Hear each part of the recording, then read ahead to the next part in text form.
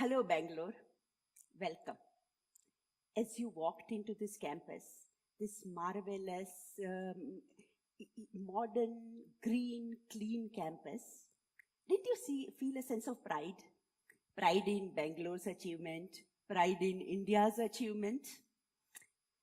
But if you're like me, somewhere deep in your heart, you also worry, okay? Are we sort of sitting in this bubble and looking around us, kind of seeing this warped reality in which 1 billion plus people in India live? Is India's prosperity real or is it a mirage? Okay? This is the question that we set out to answer. I mean my colleagues at National Council of Applied Economic Research and University of Maryland. We carried out a large household survey called India Human Development Survey. You know, for me personally, this journey began when I realized that India has this wonderful statistical system for the last 50 years, but we tend to focus on sort of a macro level phenomenon. You know, people don't live poverty rates. They don't live work participation rates. They live their hopes, fears, dreams, angst, tears. So how do we know what's happening in people's lives?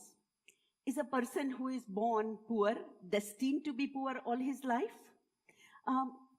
How do people manage with poverty? Who do they go to when a husband falls sick? When a daughter is falling behind in school, do parents pull her out and put that money in educating the son? Or do they use that extra money to give her private tutoring? Why is it that even after 60 years after independence, we still have this massive protests from Jats, Gurjars, Patidars for reservations? These are the kind of questions that we wanted to answer when we undertook this survey, India Human Development Survey. The problem with India is, of course, that everything is simultaneously true and false. There is enormous poverty in one corner, there is enormous wealth in another corner, and sometimes they exist side by side. So in order to study this, and in order to understand what's happening to a majority of Indian populations, we visited roughly over 41,000 households. We talked to men, women, and children, covering data on more than 200,000 individuals.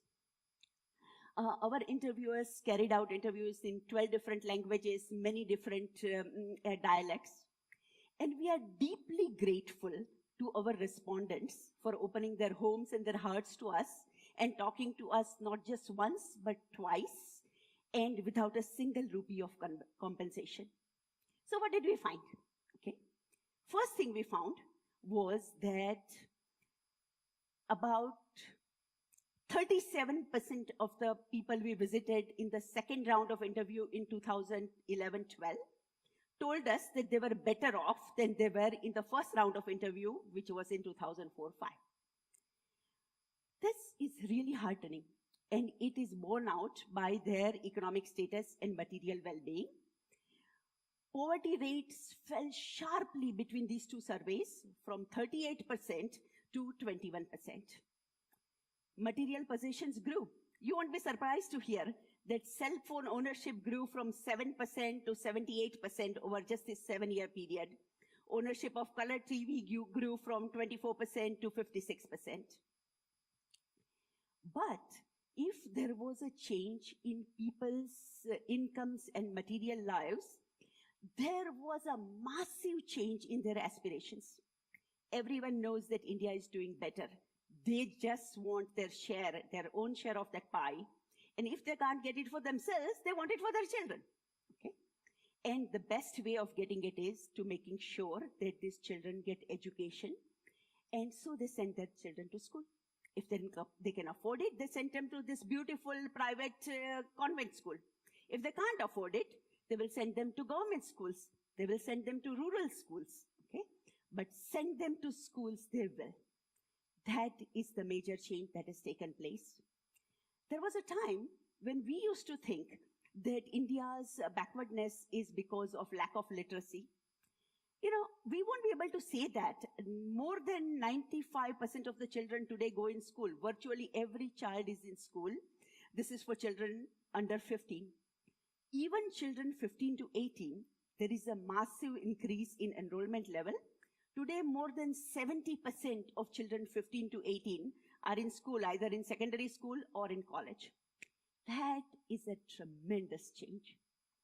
However, along with this change, we have also faced many, many challenges. And this is where the issue of mindset comes in. Let me describe some of the challenges. Okay, parents of all caste, creed, forward caste, Dalits, Adivasis, Muslims, Sikhs, Christians send their kids to school. As you can see in this graph, every social group has their children in school for children under 14. Okay? But not all children learn at the equal rate. If you can look at this, this is showing proportion of children who can read a simple paragraph, a class 1 level text.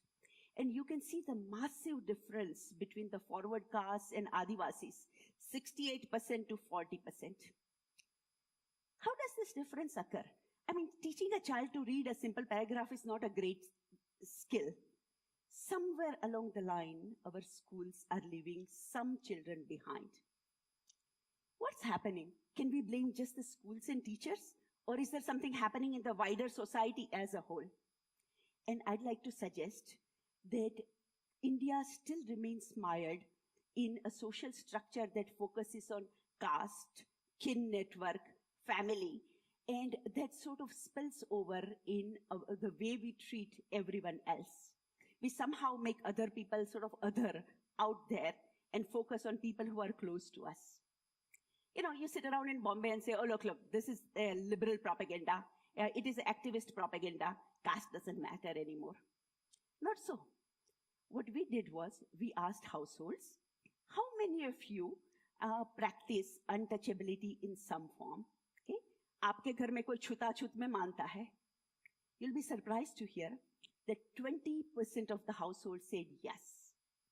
For people who said no, we asked them, okay, so would there be a problem if some Dalit were to come in your kitchen and use your utensils? And a further 7% said, no, that wouldn't be accepted. Now remember, this is a sensitive question. The remaining 73% who say we don't practice untouchability, there are probably some of them who still do. Okay? Now, sometimes I wonder, how do we still maintain caste in the modern world? And I think one of the biggest reasons we are able to maintain caste and kin boundaries is that all our social relationships spring from that.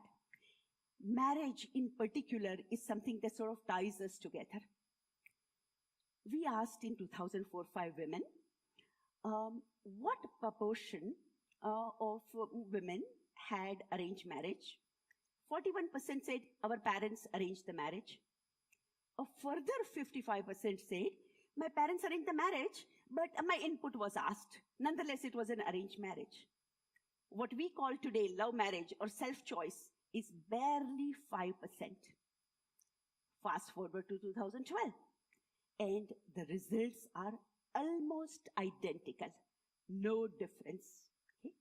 Thus, marriage is something that sort of ties families, caste, kin group together. It also creates a network that is wonderful for people who come from privileged backgrounds. It's wonderful to be able to call up your cousin and say, oh, my son needs a job. Is there an opening in your company?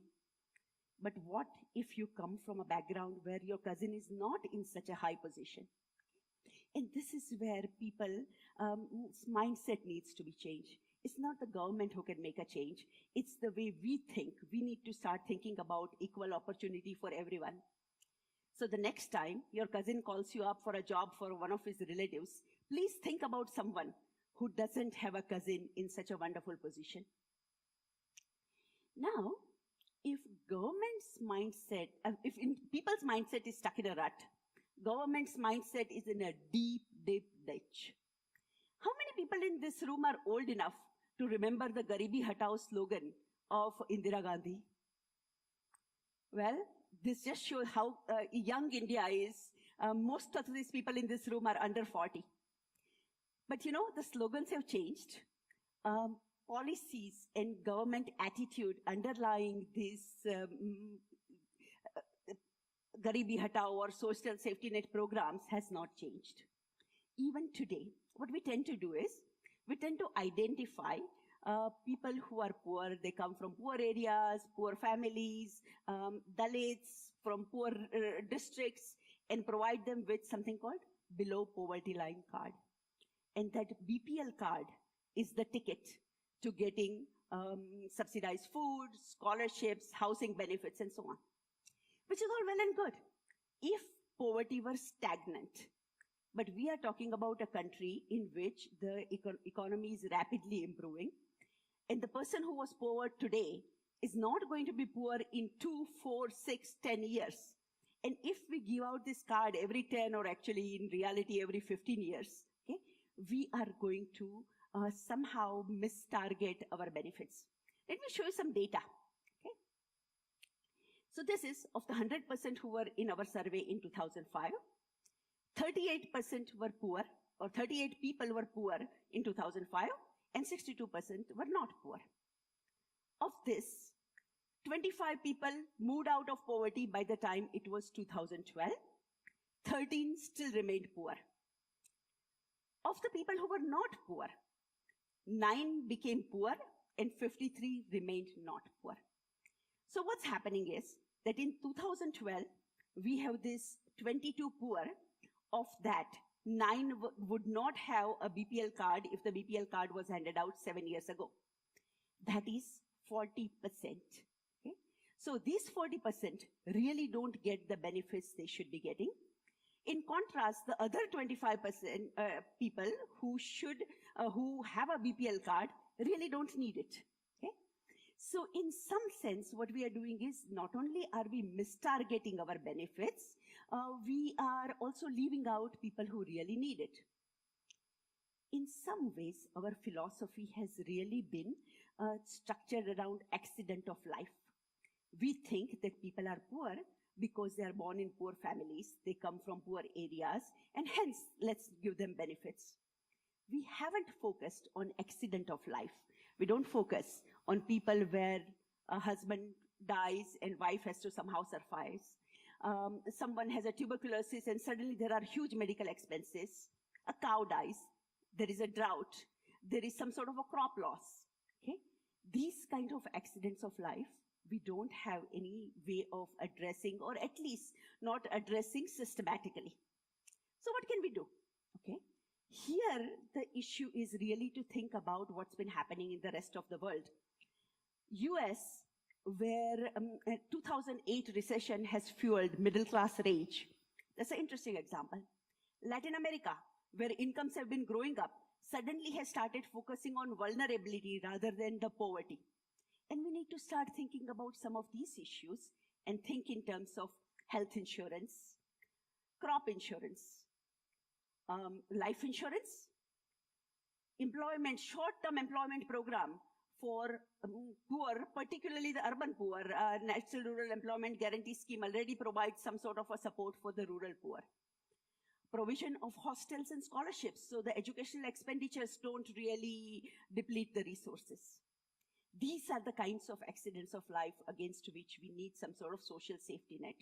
So as India gets richer, we don't need to leave the poor behind, but we do need to change our policies about, and our thinking and our mindset about who is poor and what kind of policies we need to address. In the ending, let me just tell you a story about a young girl and her father whom I interviewed in Jabalpur. The father comes from scheduled caste. He has completed 12th standard of education and he wanted to get a government job. He couldn't get one. So now he works as a low-level general contractor. He is determined that his 15-year-old daughter is going to pass the Indian Administrative Services exam and become an elite IAS officer. The daughter is committed, the father is committed. But we don't really know whether they will be able to make it. Will there be some sort of a health problem in the family and the girl will have to be pulled out? Will the school actually prepare this Dalit girl to pass this exam?